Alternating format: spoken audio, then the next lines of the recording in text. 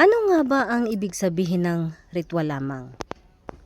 Ang ritual lamang ay tumutukoy sa mga nakasanayang gawain, seremonya o panlabas na paraan ng pagsamba at pananampalataya na sinusunod ayon sa tradisyon o utos. Kapag sinasabing ritual lamang, ibig sabihin ay ginagawa lang ito sa panlabas.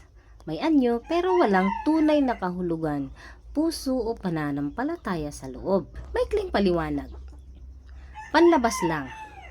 Sinusunod ang hakbang, sinasabi ang mga salita o ginagawa ang seremonya, pero hindi ito nagmumula sa tapat na kalooban. Walang diwa. Parang nakagawian na lang, walang tunay na pag-ibig, pagsisisi o pagtitiwala sa Diyos.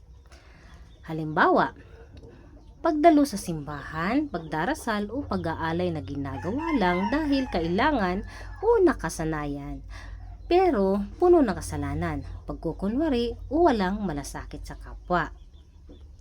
Sa Biblia, tinuturo na hindi kalugod-lugod sa Diyos ang pagsamba na ritual lamang.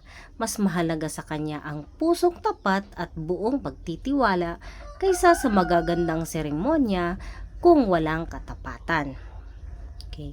Mula sa Isaiah 29:13, sinasabi ng Panginoon, ang bayang ito ay lumalapit sa akin sa pamamagitan ng mga salita at iginagalang ako sa pamamagitan ng labi.